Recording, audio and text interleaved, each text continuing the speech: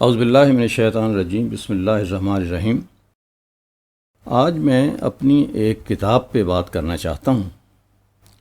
کتاب ہے جی یہ ٹیلی ویژن پروڈکشن۔ اچھا، یہ ٹیلی ویژن پروڈکشن جو ہے عرصہ ہوا پہلے میں نے لکھی تھی، اور اس کی وجہ بنی تھی علامہ اقبال اوپن یونیورسٹی۔ علامہ اقبال اوپن یونیورسٹی میں ہمارے ایک دوست تھے عابد خواجہ صاحب، تو وہ وہاں پروڈکشن ہیڈ تھے۔ تو انہوں نے بی اے کی کتاب ٹیلی ویژن براڈ کاسٹ جو ہے وہ لکھنا شروع کی ہوئی تھی، اور لکھوا رہے تھے اس کے یونٹ جو ہے مختلف لوگوں سے۔ تو مجھے انہوں نے کہا کہ جی آپ ٹیلی ویژن پروڈکشن والا یونٹ جو ہے اس کتاب کا لکھیں۔ اور لوگ بھی تھے، نوید ظفر صاحب تھے، سرور منیر راؤ تھے، اور دوسرے جو شعبوں کے مختلف لوگ تھے، اس سے انہوں نے ان کے مختلف یونٹ لکھوائے۔ میں نے اس کا ٹیلی ویژن پروڈکشن کا یونٹ لکھا۔ مجھے کوئی خاص تجربہ نہیں تھا۔ عابد خواجہ صاحب گائیڈ کرتے گئے کہ جی اس کے پہلے یہ مقصد لکھنا ہے، پھر یہ لکھنا ہے، پھر سوال لکھنے ہیں، پھر اس کو یوں کرنا ہے۔ تو وہ کرتے ہوئے بہر وہ لکھ لیا۔ لکھنے کے بعد وہ کتاب چھپ گئی۔ آج کل بھی وہی کتاب پڑھائی جاتی ہے، ٹیلی ویژن پروڈکشن، ٹیلی ویژن براڈ کاسٹ اس کا نام ہے، بی اے کی کتاب ہے۔ تو میں نے یہ سوچا کہ موضوع بڑا اچھا ہے، اس کے اوپر ایک کتاب کیوں نہ لکھی جائے، کیونکہ اس وقت اردو میں تو کوئی کتاب نہیں تھی ایز سچ۔ آج کل شاید ایک آدھا اور کسی نے لکھ دی ہو۔ میں نے کتاب لکھی اور آغا ناصر صاحب کے پاس میں گیا، اس کا مسودہ لے کر کہ اس پہ نظر ثانی کر دیں، ایک مرتبہ پڑھ لیں اس میں کہ میں نے کچھ ٹھیک ہی لکھا ہے یا کیا۔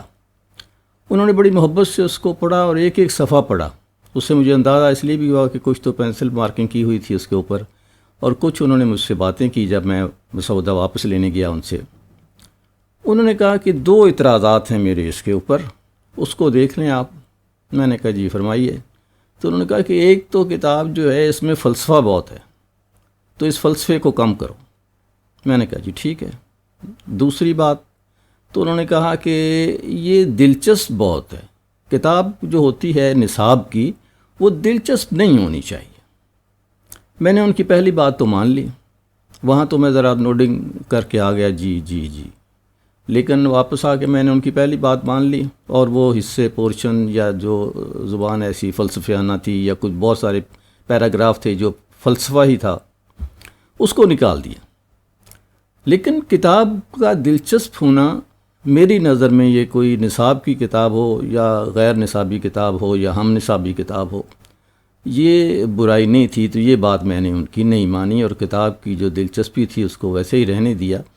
اور بعد میں نے دیکھا اور کہ بہت ساری ایسی کتابیں جو کہ نصاب کا حصہ ہیں، خاص طور پر جو فلم پروڈکشن پہ کتابیں ہیں، the art of watching movie, اگر آپ اس کو دیکھیں، یا فلم اس کا نام ہے، تو کیا خوبصورت کتاب چھپی ہوئی ہے اور کیا دلچسپ انداز میں لکھا ہے۔ اس کا ایک ایک صفحہ جو ہے وہ آپ پڑھیں تو آپ کو لگتا ہے کہ یار ہاں یہ کتاب ہوتی ہے، تو دل بھی کرتا ہے پڑھنے کو، دیکھنے کو بھی۔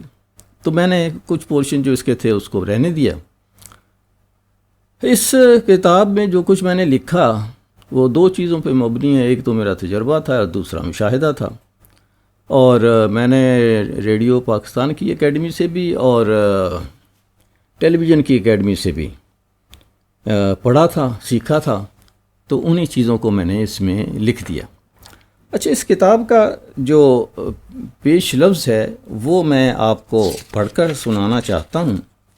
اس کا انتساب میڈیا کے طالب علموں کے نام ہے جو سیکھنا چاہتے ہیں۔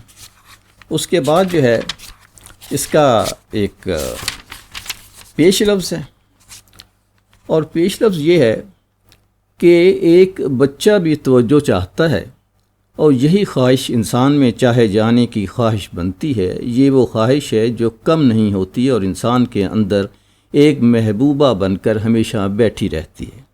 انسان جو کچھ بھی کرتا ہے وہ اس لیے کرتا ہے کہ اس کو اہمیت دی جائے، یا دوسرے لفظوں میں وہ اہم ہونا چاہتا ہے۔ یہ چاہے جانے کی چاہت ہو یا اہم ہونے کی اہمیت، اس کی انتہا ابدیت ہے۔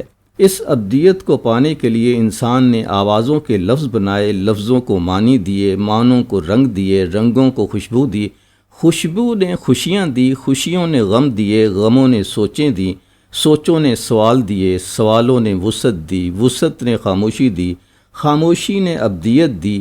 یہ وہ ابدیت ہے جو زندگی سے موت کی طرف سفر سے ملتی ہے، جس کو پانے کے لیے سب کچھ کھونا پڑتا ہے، جس کو جیتنے کے لیے ہارنا پڑتا ہے، جہاں سربلندی کے لیے سرنگوں ہونا پڑتا ہے۔ یہ وہ ابدیت ہے جس کو پا کر انسان اہم ہونا چاہتا ہے، کیونکہ وہ جانتا ہے کہ جو اہم ہے وہ چاہا جاتا ہے۔ وہ چاہے جانے کی لذت میں سرگرداں کچھ بھی کر گزرتا ہے۔ ایک مجرم بھی اس خواہش میں رات کو نکلتا ہے، ایک صوفی بھی اس تلاش میں رات بھر جاگتا ہے، لیکن جنت ملتی مر کر ہے۔ اہم ہونے کے لیے بھی مرنا پڑتا ہے، کچھ کرنا پڑتا ہے۔ سورہ آل عمران کی آیت 188 کا مفہوم ہے کہ لوگ داد چاہتے ہیں بغیر کام کیے۔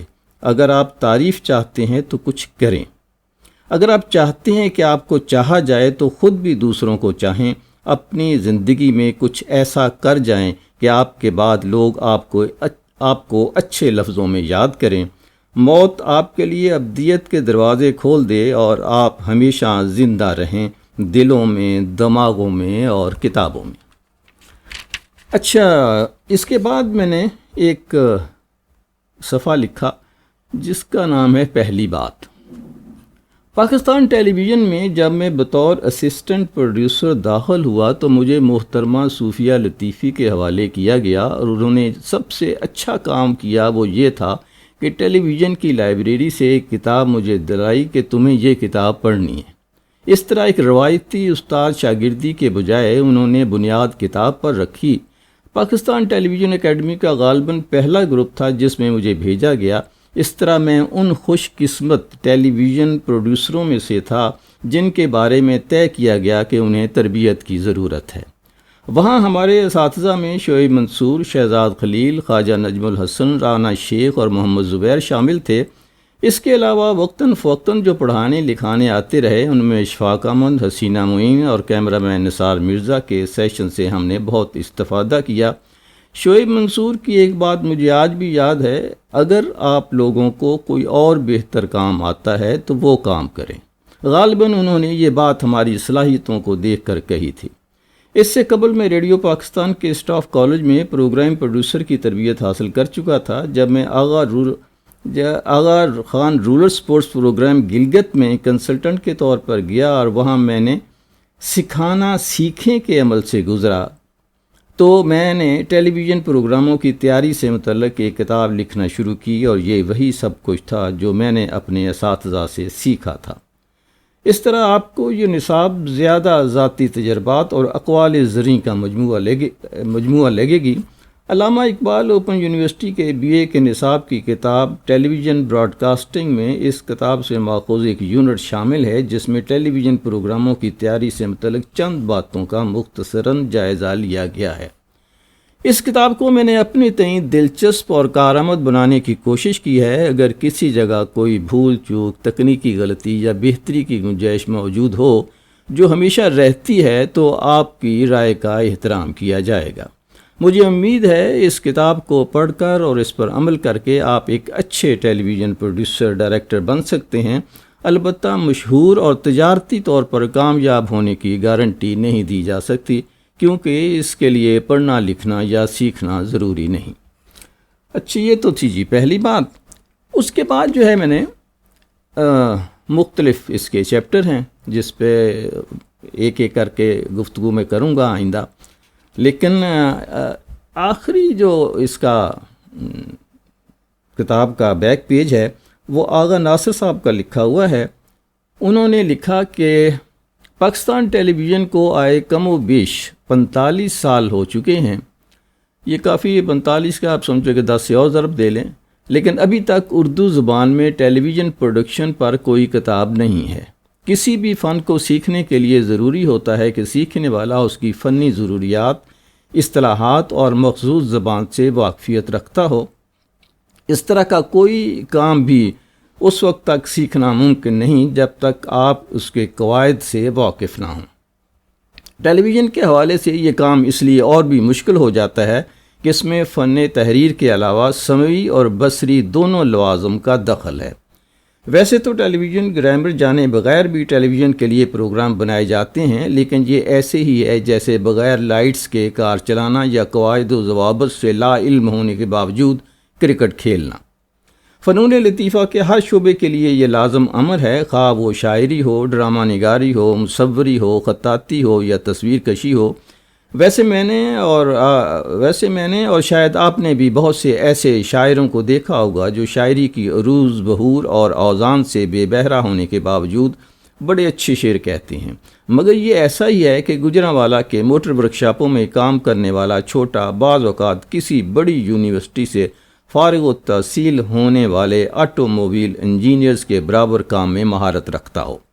بہرحال میرے نزدیک ایک پروڈیوسر کے لیے ٹیلی ویژن پروگراموں کی ساری اقسام قواعد و ضوابط سے واقفیت لازمی ہے، لیکن یہ سب عرض کرنے کے بعد میں یہ بتانا بھی ضروری سمجھتا ہوں کہ قواعد و ضوابط سے مکمل واقفیت اور پروڈکشن کی اصطلاحات جاننے کے باوجود اس بات کی کوئی ضمانت نہیں ہے کہ ایسا تربیت یافتہ پروڈیوسر اعلیٰ معیاری پروگرام پروڈیوس کرے۔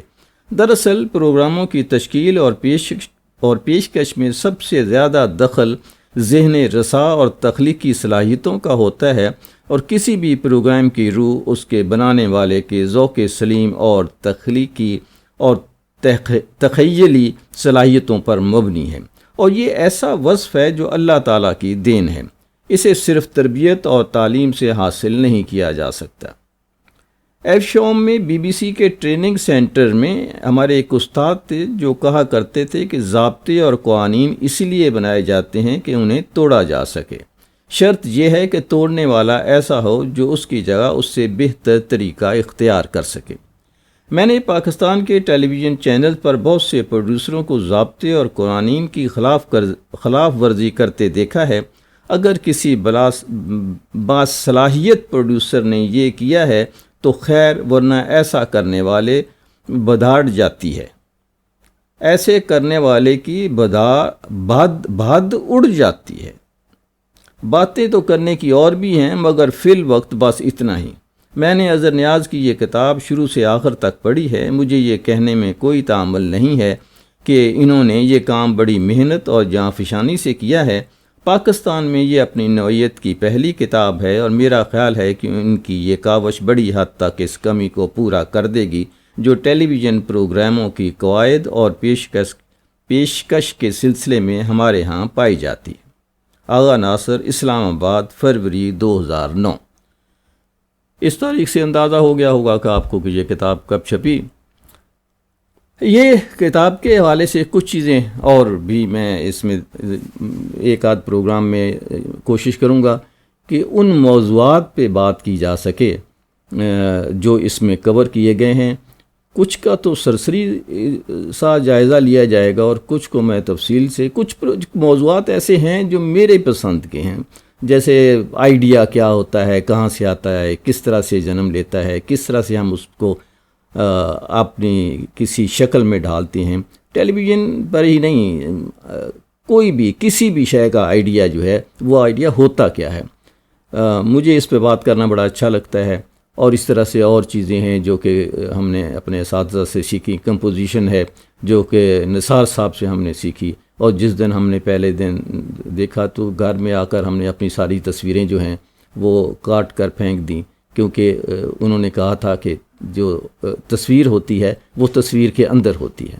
اس طرح اور بہت سارے اساتذہ کی چیزیں ہیں جو ہم نے ان سے سیکھیں، اور ان کو ہم نے کہیں کہیں اس کے اندر جو ہے میں کوٹ کرتا چلا گیا۔ میں نے یہ کتاب لکھتے ہوئے کئی 4-5 یونیورسٹیوں کے جو کریکولم تھے وہ منگوائے، اور ان کو دیکھا کہ وہ کیا پڑھاتے ہیں اپنی یونیورسٹیوں میں، اور ان کو سامنے رکھ کر میں نے اس کتاب کو مرتب کیا تھا۔ میں شکر گزار ہوں کراچی یونیورسٹی کا، وہاں ہمارے دوست احباب تھے، انہوں نے اس کتاب کو منگوایا وہاں کی یونیورسٹی کے لیے، اور وہاں کے اسٹوڈنٹس بھی اس سے استفادہ کرتے ہیں۔ قائد اعظم یونیورسٹی کے تقریباً کریکولم جو ہے وہ اسی پر مبنی ہے۔ علامہ اقبال کا جو بی اے اور ایم اے ہے وہ تقریباً اسی پہ ہے۔ اسی طرح سے ریفا یونیورسٹی میں بھی اس کتاب کو خاصی پذیرائی ملی، اور ان کی طرف سے ایک آفر موجود بھی ہے کہ اس کو ریوائز کیا جائے موجودہ دور کی کچھ چیزوں کو اور شامل کر کے، تو اسے دوبارہ جو ہے وہ شائع کیا جا سکتا ہے۔ اس کے ساتھ ہی ہم آج کی گفتگو کو یہیں ختم کرتے ہیں۔ خدا حافظ۔